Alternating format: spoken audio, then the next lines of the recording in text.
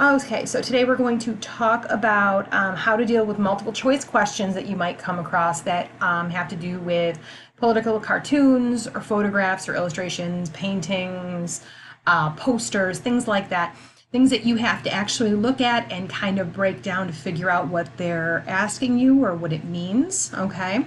I pulled this information from the New Visions website, New Visions for Public Schools. It's got some good practice in it, so we can go through together. I have, if you'd like, you can go through it first and then watch the video and see if you got them right, and we can get through these together. Okay. Okay, so at the beginning here it says strategies for multiple choice questions based on visual text, political cartoons. Some people have problems with this, some people zip right through them. So depending on how you are, or how you deal with these might, show if you actually need this practice or not.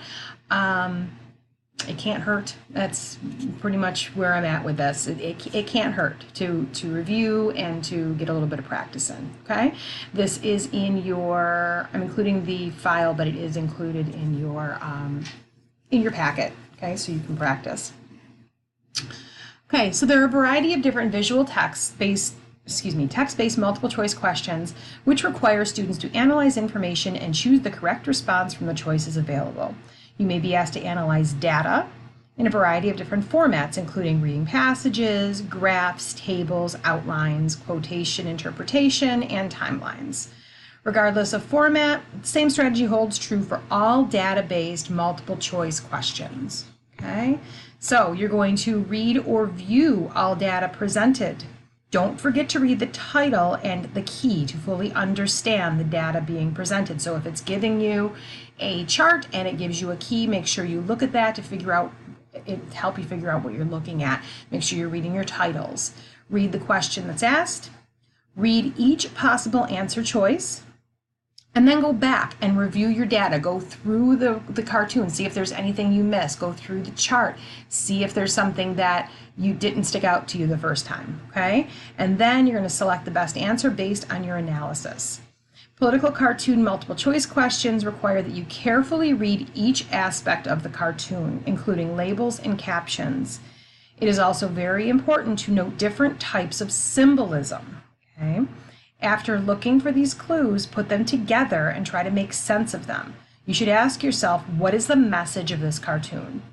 On the following pages, we have featured multiple choice questions from the New York State Regents exams. So you might see them again. New York State is notorious for just rehashing the same stuff in a different order. Okay. All right, so I pulled this up in Smart Notebook so that I can actually write on it and we can go along with these together. Okay, so I'm going to do a once over. I'm seeing a snake. I'm seeing the title on it, Join or Die. I'm seeing some letters around here. All right. The cartoon below served as 1. Ben Franklin's appeal to the colonies to unite against the British authority. Ben Franklin's appeal to the colonies to unite against the French. George Washington recruiting troops for the French and Indian War. Or Thomas Jefferson recruiting troops for the Revolutionary War. So, all right, I looked at those. And now I'll go back. There's no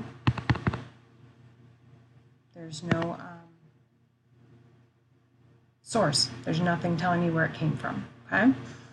So let's take a look through this. It's a snake, right? It's curving around. And I have NE, I have NY, I can't read that one, I have R, I have M, I have V, I have NC and SC. Well, NC and SC, some people, obviously we would probably get New York, but North Carolina, South Carolina, right? They would look at that and go, oh yeah, North Carolina, South Carolina. So this might be Virginia, and this might be Massachusetts, and this might be Rhode Island, and this might be, we can't read it on here, but guess what? It's Morton pulled it up, and it's actually New Jersey. It doesn't look like New Jersey on yours. Usually the Regents exams have it printed much clearer. This one came through a little bit strange. Hopefully your packet you can read that, but it is New Jersey, NJ, okay? So, New Jersey, right? So what could this mean? I have NE, And then New York, New Jersey, R for Rhode Island, M for Massachusetts, V for Vermont. Oh, not Vermont. Vermont? Then I have North Carolina and South Carolina. Vermont? No, Virginia. So NE, what else was going on here? We have 13 colonies minus Georgia for some reason. Georgia should be in here and it's not. But NE, it actually stands for New England if you didn't know. But NE is New England and they were at the head, they were up at the top of the country, right? Of our 13 colonies. And these more or less go in order, okay, from north to south, okay? North Carolina, South Carolina. And then V, the only other one we have with the V is Vermont. But it's Virginia, okay? So what could this mean? What does this mean? Join or die. Okay. Ben Franklin's appeal to the colonies to unite against the British authority? Sure, maybe. Ben Franklin's appeal to the colonies to unite against the French? There's your distractor. We're not uniting against the French. French were not over us. Who was? The British, right? George Washington recruiting troops to French Indian War. Would that have anything to do with all this? Probably not. Thomas Jefferson recruiting troops for the Revolutionary War? Probably not. This is actually by Ben Franklin, which is why they didn't give you a citation. On the citation I had up on the other one, it actually said Ben Franklin. It's probably why they didn't give you a citation or a source here, okay?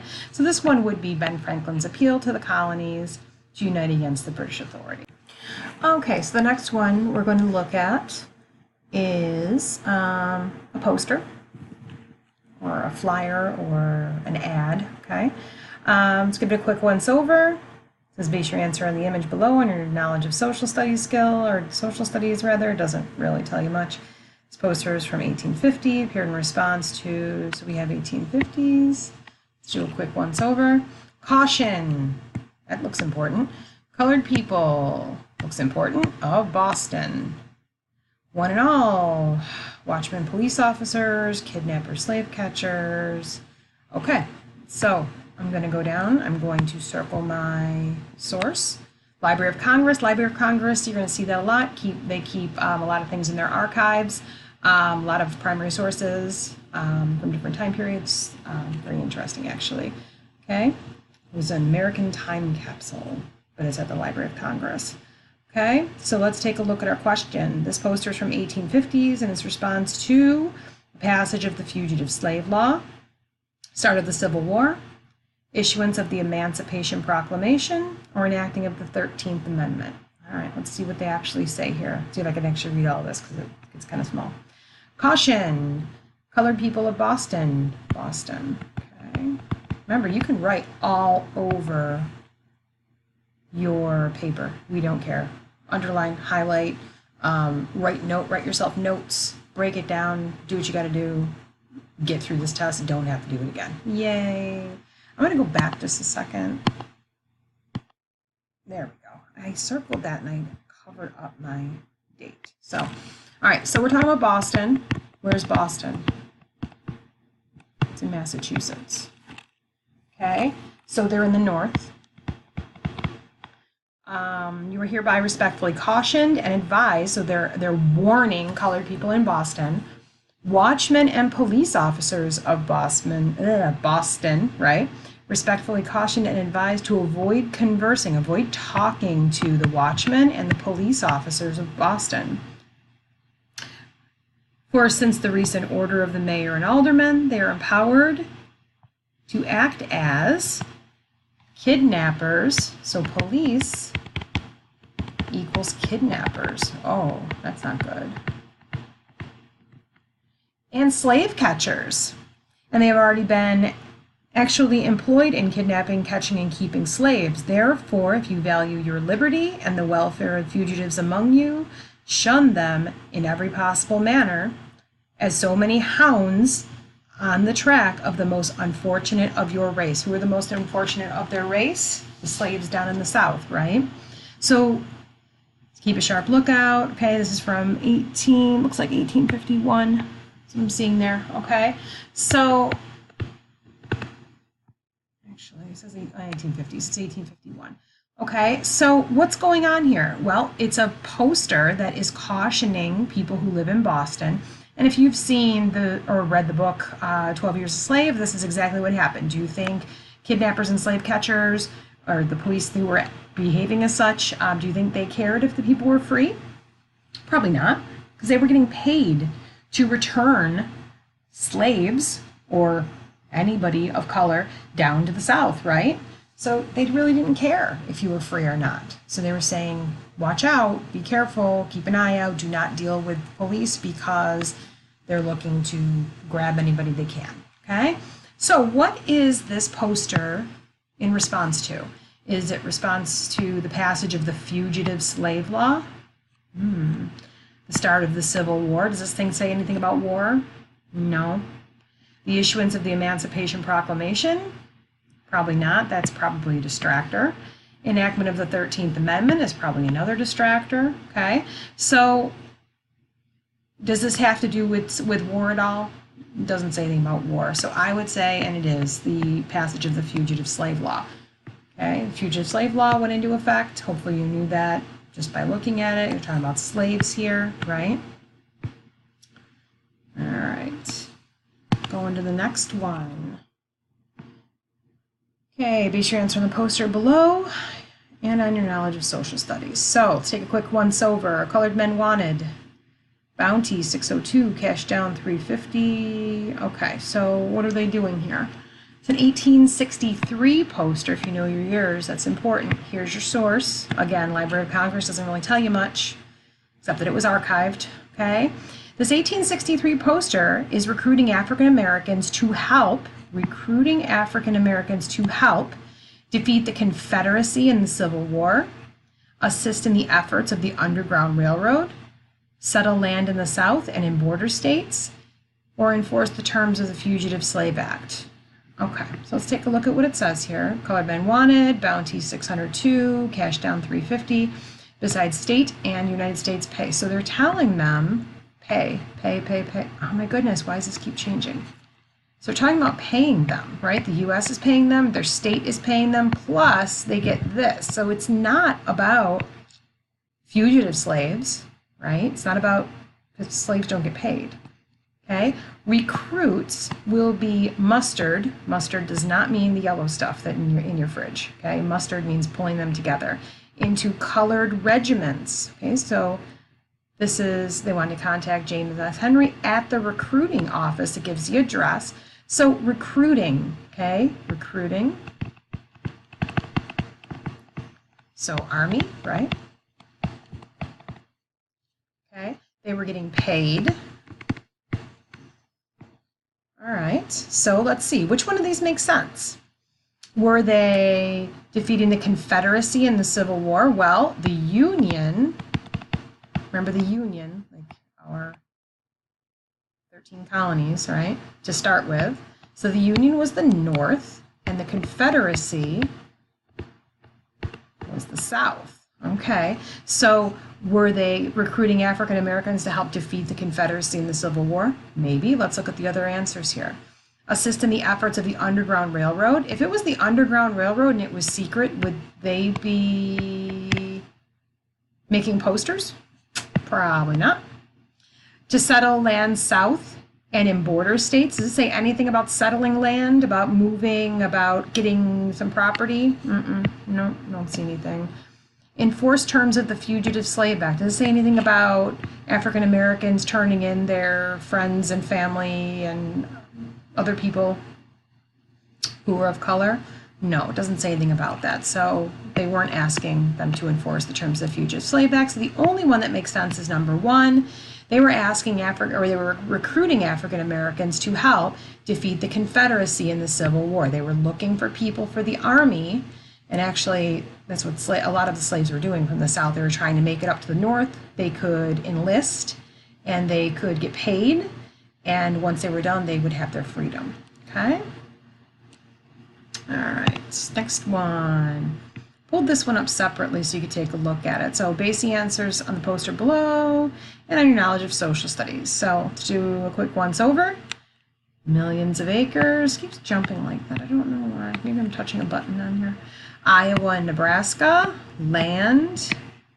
10 years credit for sale. 6% interest, right?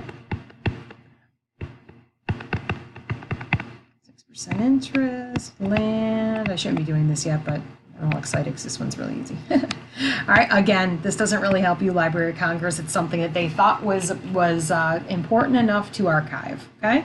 So we did our once over. We circled our source.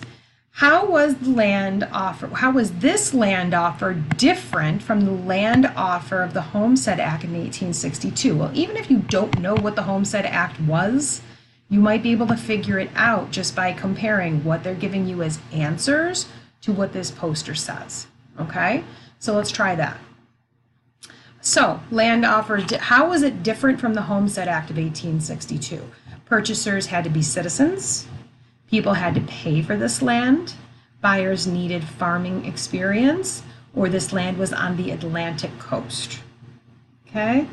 And then underneath that it says federal government supported the land offer made in this advertisement by encouraging exploration for gold and silver, creating a sharecropping system after the Civil War, protecting the hunting grounds of Native American Indians. So that's a distractor. You already know they did nothing to protect hunting grounds for Native American Indians, as you can, I'm sure you've heard about since, second grade.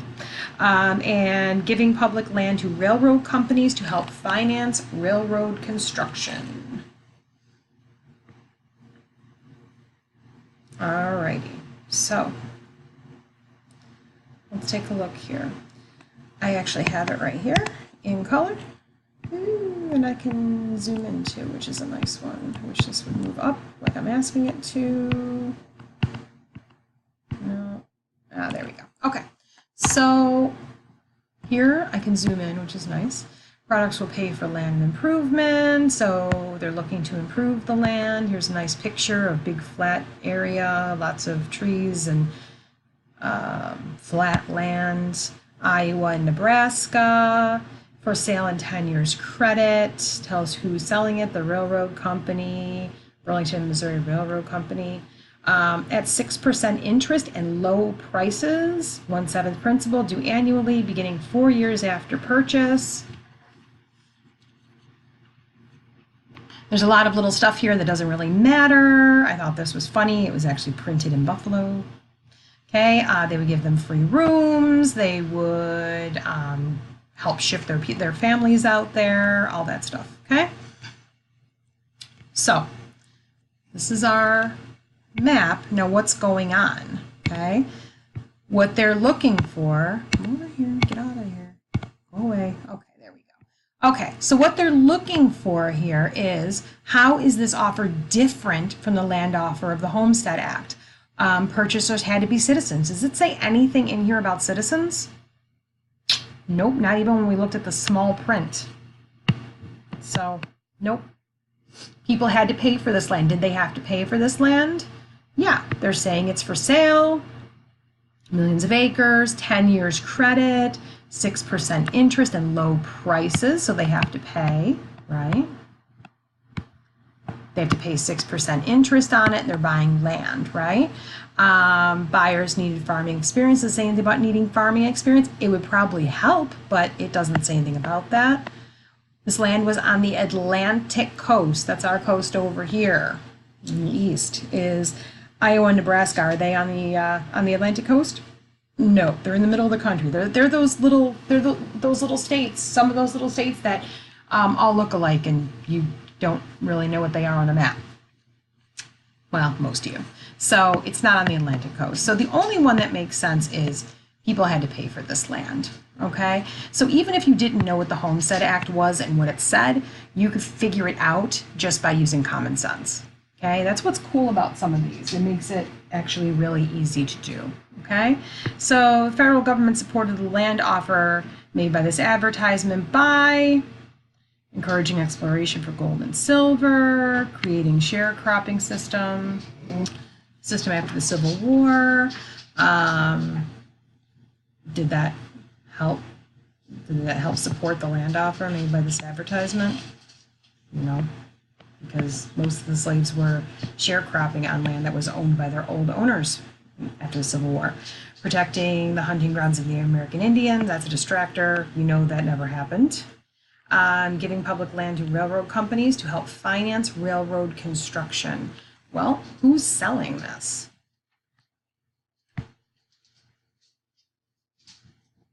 Burlington Missouri River Railroad Company, RR Company, right? They gave them the land, and then they were able to sell it off to pay for their railroad, okay? It's the only one that makes sense. Okay. I don't know why that just backed up. Alrighty, so this one, I used this one in my class. I actually used to have this up on my wall. This is by, oh look, they actually gave you a source on this one. John Gast, American Progress, 1872. Base your answer on the painting below and your knowledge of social studies. Give it a once over. What have we got? We've got land, we've got animals, we've got covered wagons, we've got people, and which way are they headed? All right, I actually pulled this up higher resolution for you and in color, so you can actually take a look at it and see what it actually looks like. Maybe you can see some more detail. Again, when you look at, or when you end up with the U.S. history regents, they usually are much clearer. For some reason, these ones did not. They don't seem like they're clear enough on some of these. So this one has a lot of details. You can take a look here. You can see my cursor. There's Native Americans that are also moving that way. There's buffalo that are also, bison that are also moving that way. There's railroads that are starting to go across, right? And then there's people moving as well. Oh, there's some more wildlife that doesn't look too happy. All right, so this is by John Gast. It's a painting called American Progress, 1872. You'll see this one a lot. Hopefully you've seen it in class. All right, so it says, what is the subject of this 1872 painting? The invention of the railroad, the evolution of westward migration, the religious influence of the Puritans, or the protection of national parks. So which one makes sense? Okay, so invention of the railroad, well, it shows railroads are already invented here. So, and they're not really the focus of this painting, so I would say that's probably a distractor. The evolution of westward migration. Well, they are moving west, right? There's the white folks, and there's the Native Americans and all the wildlife. Okay, the religious influence of the Puritans. They gave you this one as a distractor because this lady here looks like an angel. All right. But do you see anything else on here that has to do with religion? See any churches or anything like that? No. Okay. Protection of national parks. There weren't any national parks yet in 1872. So the only one that makes sense here is the evolution of westward migration. You see people moving this way, moving west. You see the railroad starting to move west. You see the stagecoach moving west. You see these people in the covered wagon moving west, and you see the people and animals that lived in the west also moving that way and looking back. Okay? So the only one that makes sense here is the evolution of westward migration.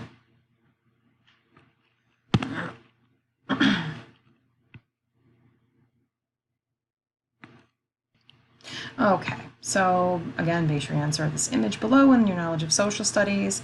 We have a cartoon. Take a quick look, see what you can see. Do an overview. It's a big cow. It has a title. Let's look at our cow. Let's look at our, whoa, let's look at our cow. Yes, let's look at our title. The Great American Cow. It shows, I see National Bank, I see Mississippi River, I see St. Louis, I see corn, I see wheat, I see bacon. Okay, so let's circle our source here. Bailey and Kennedy, the American Pageant, DC Health and Company. I'm sorry, Heath and Company. There's no L there. Heath and Company. All right, so let's look at our question after we did our once over. Which statement most accurately describes the meaning of this 1896 cartoon? Western farmers have no market for their products. Grazing and water rights cause conflict in Western states. Eastern businesses profit from Western farming. Or cattle and grain add little to the wealth of the United States. All right, so let's take a look. My hope is that you're looking at these and going, man, I gotta fast forward this lady because I'm already done with this and she's still talking. So feel free. if you're good with it, go ahead.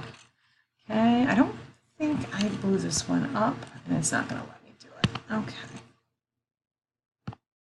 Okay, so let's take a look at what this cartoon is actually showing us. So again, we have the Mississippi River, we have St. Louis, and we have, so this is supposed to be America, right? The American cow. So going in the mouth of the cow, out in the west, right, are the farmers. There's cotton, I see beef, I see hay, I see corn, bacon, wheat, corn, okay? And then on the other end, there's the udders here, and there's somebody over here taking from the cow, right? I see Wall Street, I see New York, right? So I see Wall Street, I see factory, I see tariff tube, Atlantic Ocean, I see financial tube, I see it funneling to the national bank, okay? So what could this mean? We've got the farmers out in the west, right? Because they have the corn, the wheat, bacon, beef, right?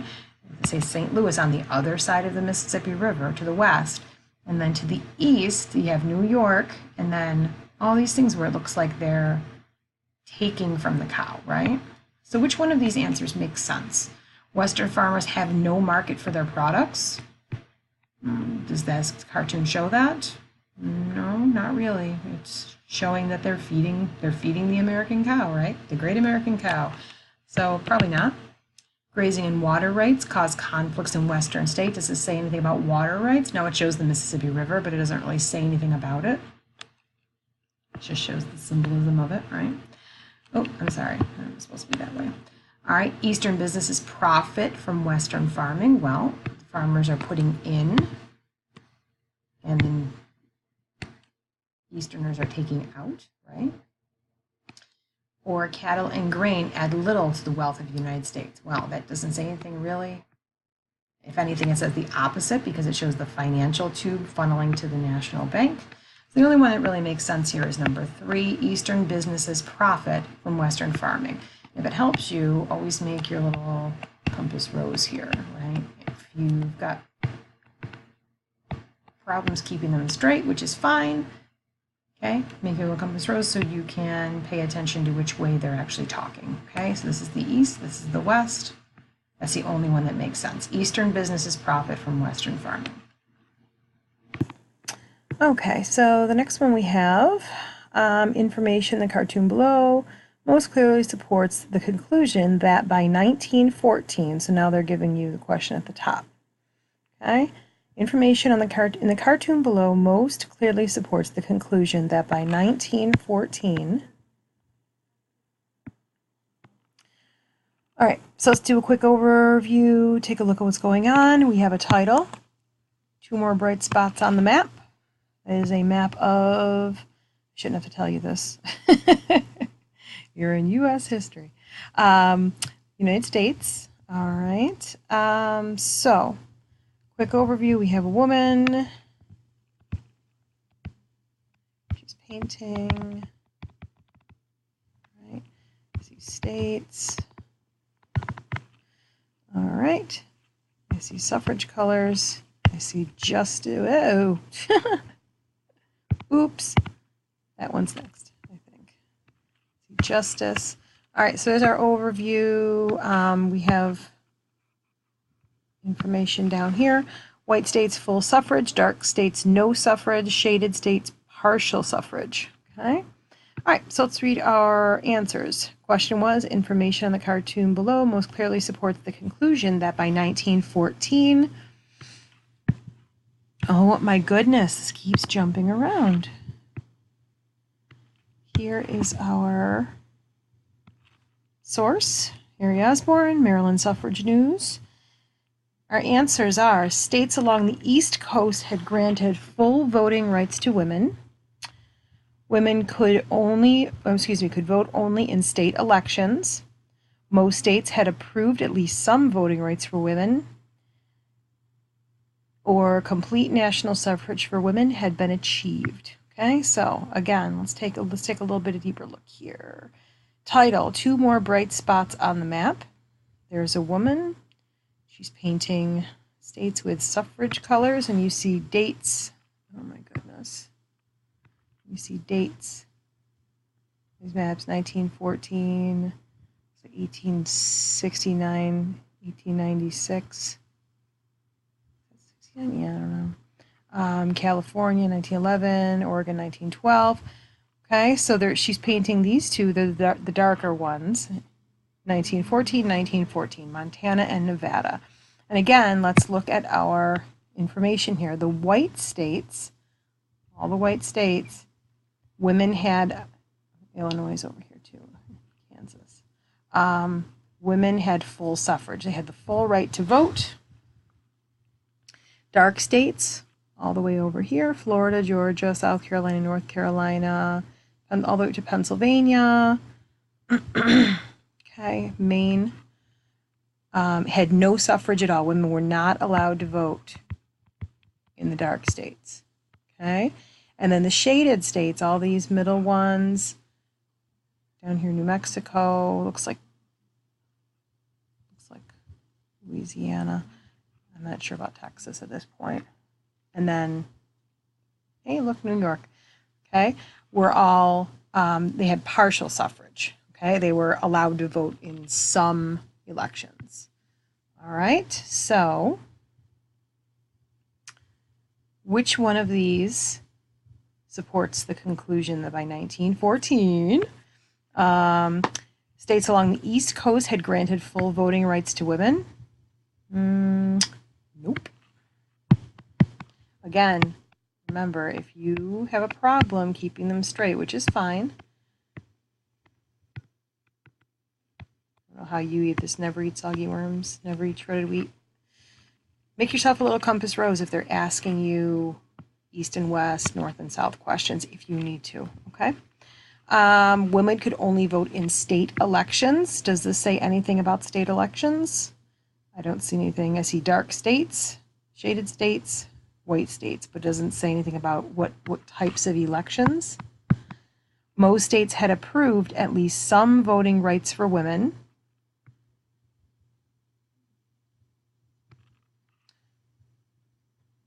White states and shaded states were at least some voting rights. I would say that that is most states, right? And then the last one, complete national suffrage for women had been achieved. We know that didn't happen until afterwards. Okay, so that's not it. So it has to be number 3. Okay? Again, I'm hoping you guys are like, she takes so long, I have to fast forward her. I got it. Darn lady. I'm sure that's not what you're saying, but it's okay. All right, so that is women's suffrage. Moving on. Remember, suffrage is voting rights. Voting rights. Not women suffering. I actually saw a joke about that once. All right. Use the political cartoon below and your knowledge of social studies to answer the following question. The Democratic donkey and the Republican elephant in the background of this cartoon clearly indicate that the animal in the oh my goodness, this thing. I must be touching a button. I'm not supposed to. Democrat donkey and Republican elephant in the background of this cartoon clearly indicate the animal in the foreground represents a new third-party challenger. Which of the following most accurately identifies the challenger and party? Quick overview. See the elephant and the donkey. I was trying to read this and I couldn't really see what it said. Okay, there's no... Oh, there is a title. There's no title on the top. There's a title at the bottom right here. The latest arrival at the political zoo. And it gives you a source here with the title again. Edward Windsor Kemble, Harper's Weekly, 1912, July 20th, 1912. All right, so I have this a little bit bigger. So let's pull that up. Or actually, it's about the same size, but it's actually clearer. You can read what it says, okay? So let's take a look. Actually, let's read our question. We read the question, we're going to read our answers. Henry Wallace, the Progressive Party. James B. Weaver, the Greenback Party. Theodore Roosevelt, the Bull Moose Party. Or Millard Fillmore, American or the Know Nothing Party. Okay, I'm sure you can guess if you know what that is in front. I've actually seen one of those in the Adirondacks. They're not around much. But I couldn't read what it said here when I was looking at it, and I could barely read what it said here. It came through, again, a little blurry. So I pulled it up so we can see it a little bit better. Okay. And again, on the Regents exams, usually they're pretty clear. All right, so the latest arrival at the political zoo, and I can't circle this because it's on a website, but in the back, the donkey or the elephant, I can't tell, are saying, "Suffering snakes, how Theodore has changed." Okay, and then on the barrel of water here, it says, "Water for stock purposes, compliments of the Harvester Trust." So maybe he's getting special things from one of the trusts. I'm not going to go into this. This is actually Harper's Weekly webpage if you're interested. But you won't be able to do that on the exam, so I'm not going to do it now. Okay, suffering snakes. How Theodore has changed. So they already told you who it is, okay? Is it Henry Wallace of the Progressive Party? No. Is it James B. Weaver of the Greenback Party? No. This is an easy one. Is it Theodore Roosevelt? Of course it is, because they said it right there. That's why it's important. That's why it's important to read what they have on the cartoons, okay? And if you didn't know, that's a moose. A bull moose is a male moose, okay? So the Bull Moose Party, Theodore Roosevelt, and then that Millard Fillmore, who's fairly famous around here. All right, that one was super easy, so let's go on. I'm going to close that because I will end up opening it 5 more times. That should not be zoomed in that much, but I'll deal with it when we get to it. All righty. This one actually came through pretty clearly, so I didn't open it elsewhere. The first spadeful. Okay, so base your answers on the image below and your knowledge of social studies. Okay, so let's take a look at this cartoon real quickly. The first spadeful. So we have a title. We have a source. W.A. Rogers, A World Worthwhile by Harper and Brothers. That's a book. Okay. So broad overview, we have a guy with a shovel. He looks like he's throwing dirt. They have a name here. It says New Treaty. Okay, and it looks like he's got some ships behind him. Okay. All right, so the cartoon illustrates the actions of President Theodore Roosevelt in, should have known that because he's got the mustache and the glasses. That's Teddy. All right. Shows his actions in securing the land to build the Panama Canal, leading troops in the Spanish-American War, ending the war between Russia and Japan, or improving diplomatic relations with Latin American nations. Okay. We can go on. We can read the next question after. So we've got Teddy Roosevelt.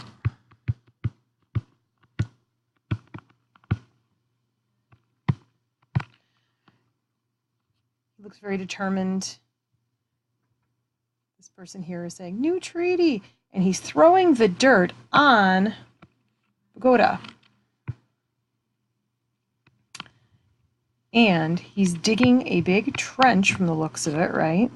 He's taking all the dirt out, he's moving it around, and he's got these ships. Oh my goodness, this thing keeps moving. All right, he's got these ships behind him that are trying to make their way through. So we can figure this out pretty quickly, right? Securing the land to build the Panama Canal. Is he leading troops? No. Is he ending a war between Russia and Japan? No. There's nothing about Russia or Japan here. Even if you didn't know where Bogota was. A friend who got really sick there. Had to come home. Improving diplomatic relations with Latin American nations. Well, even if you didn't know if this was a Latin American nation, does it look like he's trying to improve relations by throwing dirt on them? Symbolism. This is the stuff you have to pay attention to in these cartoons. Okay? So no. So of course the answer is number 1. You guys already knew that, I'm sure. Securing land to build the Panama Canal. Panama Canal went through Latin America.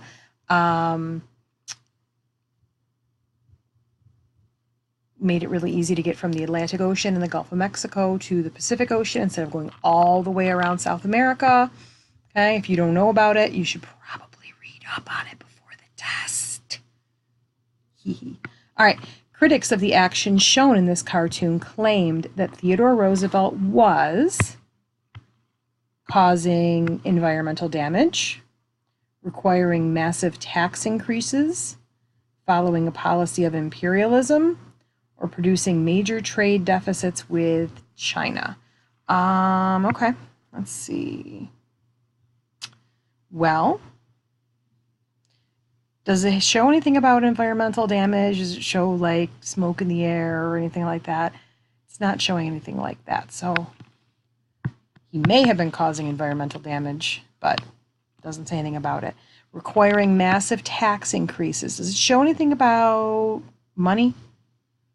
It would show like bags of money or something to symbolize there was going to be a lot of cash changing hands. I don't see anything in here, so we're going to cross that one out. Following a policy of imperialism. If you don't know what imperialism, you need to look it up. Make sure you know what it is before the test, okay? Because there might be other questions that have barely anything to do with imperialism, but well, this kind of does. But imperialism was where a stronger country goes in and takes over a weaker country they go in and they assume a place in their country so that they can take over the rights to different resources. Okay, remember in global, remember Africa, remember India. Okay, imperialism. Well, let's see. Could this be considered imperialism? He's going into, oh my goodness. He's going into Latin America. He's digging in. He's throwing dirt on the people who live there. And this guy here is saying, new treaty. So he's trying to come to an agreement, but Teddy looks like he's pretty determined. He's just going to plow right on through, right? So it looks like this one, okay? Following a policy of imperialism. Going in, taking over a place because we're a stronger country, and taking over their trade or some of their resources. Producing major trade deficits with China. This doesn't show anything. It doesn't show anything about China, so that can't be it. So it should be imperialism.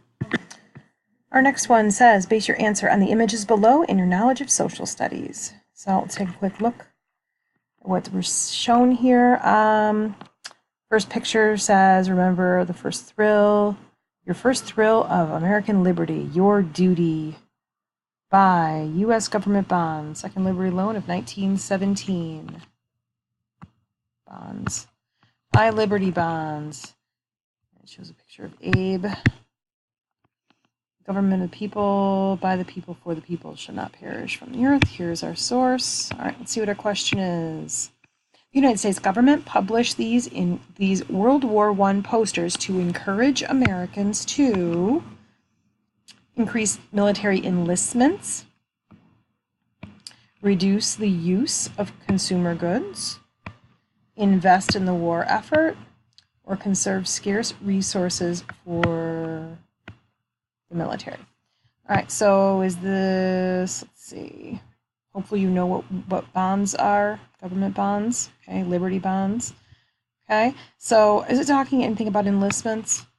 Shows people, looks like they're coming to the United States. Here's Lady Liberty up here. I don't know why this keeps moving all over the place. I'm sorry. People on a boat. There's Liberty, your duty. By United States government bond, Second Liberty Loan of 1917. Anything about enlisting? No, it's a distractor. Reduce the use of consumer goods. Some of these posters were like this. Do it for the troops, and it would be like, don't use sugar or something. Does this say anything about reducing your usage? There's nothing on here, so it's another distractor. They're playing you. Don't let them trick you. All right, 3, invest in the war effort. Well, investing, right? They're buying bonds. Bonds were something that, remember, people were supposed to spend 10% of their income on bonds to help the war effort, right? So it's probably that one, but then the last one says conserve scarce resources for the military. So that these two are basically the same. Scarce resources. And sometimes like conserving would be either reducing your usage, or it would be like saving tin cans and things like that, okay? This doesn't have anything to do with this though. So it is invest in the war effort. They wanted people to spend 10% of their income on bonds, and then they would be paid back at a later date. This help with the war effort. Okay, alrighty, moving on. All right, base your answers on the headlines below and your knowledge of social studies. So we have, real quickly, this looks very scary, right? Spanish ships on our coast died in folds of old glory. Okay, so these are actually 2 different headlines, and then there's more at the bottom here. This is the New York Journal. Okay. Scary, sad, scary. Bagley and his men to be revenged by the Machias and Wilmington. Okay. So here's our source, the New York Evening Journal, May 12, 1898. Okay. Let's look at our questions. These 1898 headlines are best understood as an example of political advertising, yellow journalism, public opinion polling, or isolationist policies. Okay? And the purpose of these headlines was to build support for, and you won't know that one until, I looked at this one earlier. You're not going to know that one until you really look at them, okay? So when you look at something like this, you go, what are they trying to tell me? Okay, so they're making it very scary, right? Mysterious warships seen by incoming vessels, maybe privateers. Privateers are like pirates, okay? So they're making it very scary. They're, reporting on something in a very alarmist fashion, okay? So was this an example of political advertising? Is there anything on here saying vote for so and so? There's nothing on there. So I'm going to cross that one out. Yellow journalism. If you don't know what yellow journalism is, make sure you know about it for the test. Okay? Is this public opinion polling? Are they asking people to respond? Are they asking for public opinion? No, there's nothing on here showing that they're looking for that. Or isolationist policies. Are they trying to keep us separate from somebody else? They're saying, oh, these guys are bad and they're in our country and we need to take care of it and we need to keep these people out of our country. No, not really. I mean, they probably don't want the Spanish here, but it doesn't have to do with isolationist policies. So this, even if you don't know what yellow journalism is, this is an example of yellow journalism. It's basically it's kind of like faulty reporting. You know that I'm sure you know the term that I'm trying to avoid here.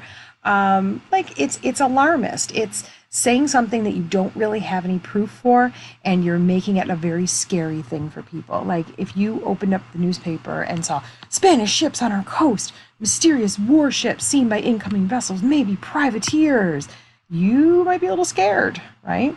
That's called yellow journalism. Okay, so this is an example of yellow journalism. Okay, and the purpose of these headlines was to build public support for, so they're looking to build support for something, right? What are they building support for? The efforts to defend the Panama Canal. Does it say anything about defending anything? No.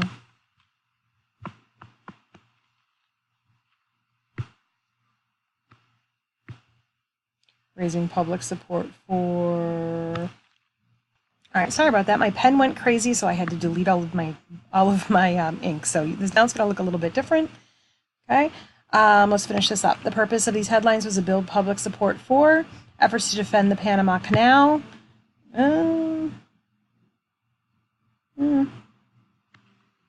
Maybe? Were the Spanish down there? Panama Canal. Oh.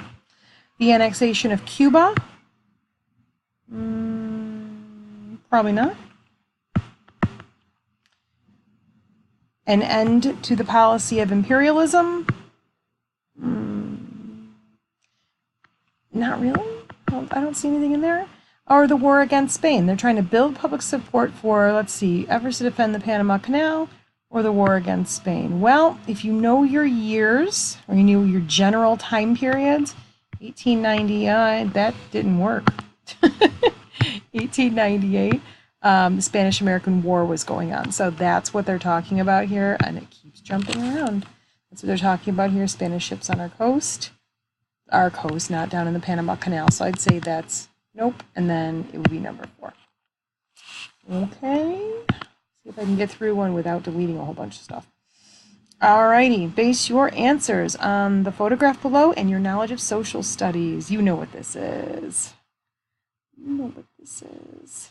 The conditions shown in the photograph were mainly a result of, well, take a look at the picture real quick, do a quick overview. Looks pretty scary, right? Big cloud. It's pretty ominous.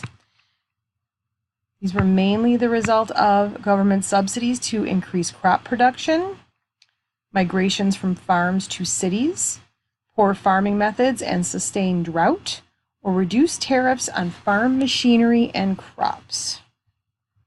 Okay. Okay. Hopefully you know a little bit about what's going on here. So this is the Dust Bowl.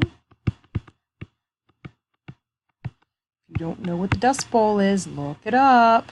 Okay. Obviously it's a dust bowl. You've got huge clouds of dust and scariness coming towards people's houses and farms and burying them. Okay. Hopefully, again, you know a little bit about this.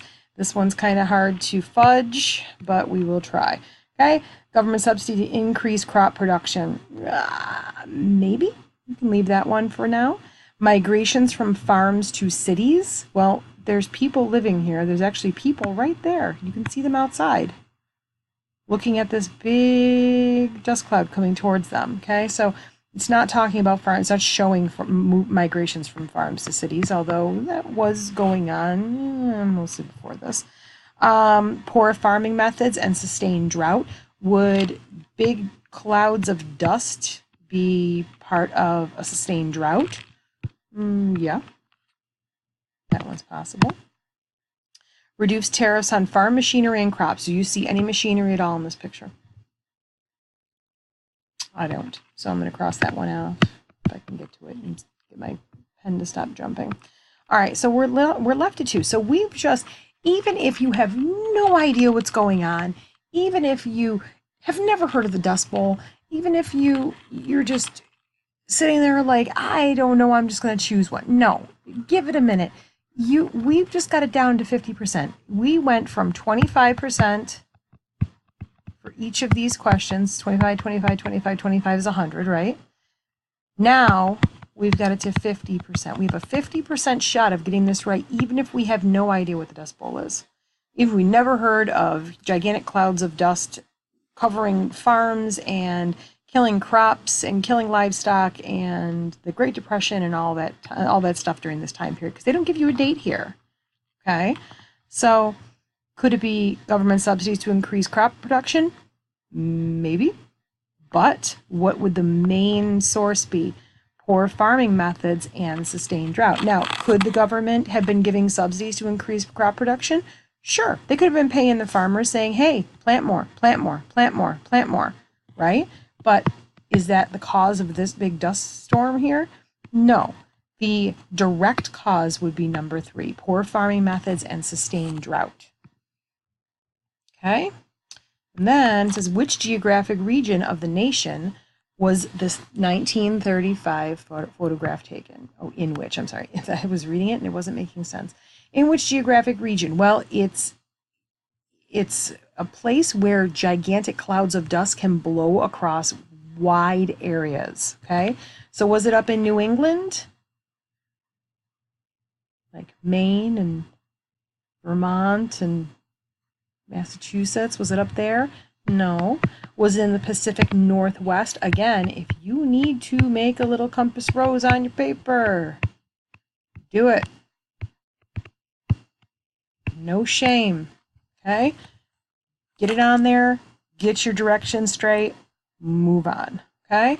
Pacific Northwest, Northwest. Was it up here? Oregon, Washington State? Not Washington, D.C. Washington, D.C. is over here. Washington State? No. Mountains over there. Was it the southeast? Was it down here in Florida? Nope. It was on the Great Plains. Great Plains. Plains are very flat. Okay? That's where huge dust storms can blow across without anything stopping them, like mountains. Okay? Hopefully you got that one and you're sitting there going, this crazy lady's taking a long time. And you're fast forwarding through me because you don't need me. That is ideal. I like that. I don't mind. Okay? So, NRA, what the heck does that mean? Base your answers on the image below and your knowledge of social studies. On the image below and your knowledge of social studies. Okay. So NRA. The NRA now is the National Rifle Association. So rifles? That's going to be my first thought. NRA rifles? All right, I don't know. So quick overview. I see US. I see our eagle here, it looks like. I see something that says code down here. It says we operate under an approval code and display the blue eagle as a symbol of our cooperation. So what's our source? Source is the National Recovery Act. So not the NRA that we know today. National Recovery Act. So we just got that out of the source. Okay? Blue Eagle, National Archives and Records Administration. So this is in the archives. It was worth saving, right? Let's read the question. The cooperation mentioned in the poster was intended to be between... Okay, so we're talking about National Recovery Act. We just got through a picture of the Dust Bowl. Remember that these things are usually about in order. They're in rough chronological order, okay? Because things happen at the same time and they overlap, and it's one of the joys of history, okay? So the cooperation mentioned in the poster was intended to be between, so we're symbolizing cooperation. An eagle is usually the symbol of the United States. Okay, I'm not sure what these are. This looks like it might be lightning. This looks like a gear or something. And we know that it's a National Recovery Act. So I'm thinking, hopefully you're thinking, Great Depression, recovery afterwards, okay? So even if you didn't know, you would know, even if you didn't know what this was, you're trying to figure it out, you know that we just came from the Dust Bowl, okay? That's a very iconic, one of the very many very iconic pictures of the Dust Bowl, where you've got these huge clouds of dust coming in. There's people standing there looking at it. So you know that people were having a hard time. People's crops were dying off. People were losing money. Okay, so the cooperation mentioned. I'm going to back this up because I just covered up my. There we go. Covered up like half my question with that underline. Cooperation mentioned in the poster was intended to be between business and government, consumers and producers, workers and retirees, or socialists and capitalists. Okay. Well, let's see. Business and government. Would that make sense that business and government were trying to work together to help the people? Yep, that would make sense for this time period. Consumers and producers.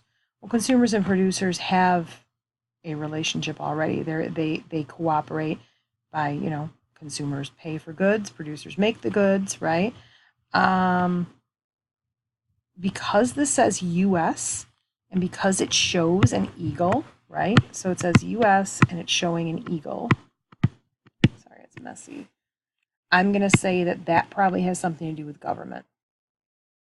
Okay? Again, this is the symbolism that we're looking for. Okay? Consumers and producers, probably not. Workers and retirees. I see nothing on here about retirees. Is it not National Retiree Association, right? Make sure you read your sources. Socialists and capitalists. I don't see anything on here indicating that. Nothing really political on here, just about the like government, the federal government. So I would say business and government, and that's exactly what it is. Okay? Pay attention to these little details. Okay? So you might look at this and go, NRA, what the heck is that? I don't know. There's an eagle. I don't know. I'm just going to pick one. Don't do that. Just try. Okay? I understand that these get frustrating after a while, especially when they give you a bunch and you're just not quite sure. But give it a couple minutes. 2 minutes per. 2 minutes per document. It's, you know, you're only helping yourself. Okay? You might be able to pick up a few points here, even if you don't know what the heck the NRA is. Okay. All right. Moving on. Oh, okay. Here we go. Okay. I'm trying to remember if this is the last one. All right. So I have this one also pulled up in the background because you can't really see it. So it says, answer the question. Base your answer on the following question on the cartoon below and your knowledge of social studies. So let's take a quick once over. I'm seeing the League. That's the first thing that sticks out. I'm seeing, hopefully you can read it, Europe and Poland, and this lady is pointing. I'm seeing the title. It says, "We told you it wouldn't work." And it sounds like it looks like it's this guy saying it. "We told you it wouldn't work." And then we have, oh, who's this with the top hat?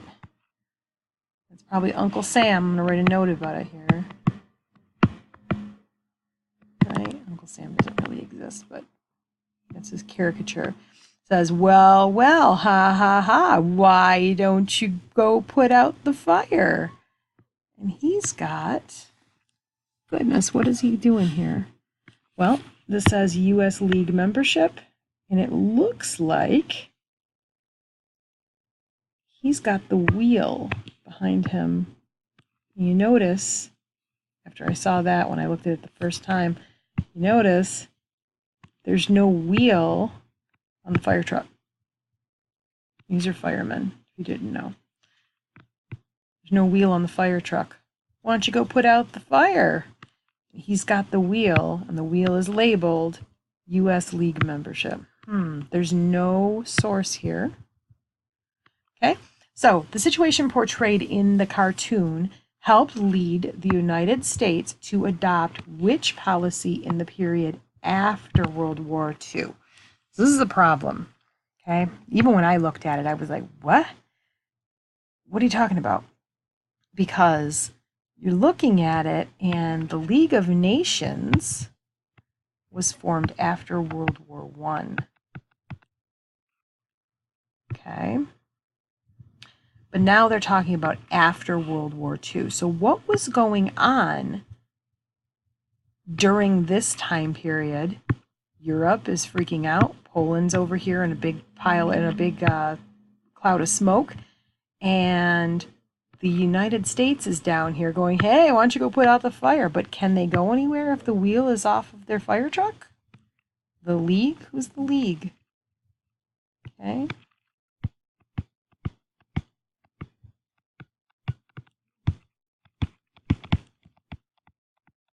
League of Nations. Okay. Hopefully you know that. Okay. So what is this actually showing us? Okay. If you don't know your World War I, World War II, and the issues surrounding that, you need to study it. You need to go back. You need to look at your information. If you want to ask for help, please do. I will send you things to help you to get this stuff straight. Okay, so after World War I, the League of Nations formed. The United States never joined the League of Nations. Okay, so that's why this wheel that he took off of the fire truck is labeled U.S. League membership, because he's holding on to it. He's not letting the League have tire. He's not letting the League have U.S. help, right? And then they're in the background, they're saying, see, I told you it wouldn't work, right? So this is all World War I, but the question is asking, how did this help lead to the way the United States acted after World War II? Okay, so after World War II, were we neutral? Nope, we weren't neutral. Did we support the formation of the United Nations after World War II? It doesn't really say much about it on here, right? Were we all about isolationism? Keeping away from all other countries? No, not really. How about this one? Military aid to Poland and other Eastern European nations. We gave them billions of dollars after World War II to help them rebuild, because they had been taken over, because they had been demolished, because they had been bombed. Okay, so this is all about this one's confusing. This one is about World War I, this cartoon, but then the question is about after World War II. So how does this play into our policy after World War II? Okay, this one's a little tough.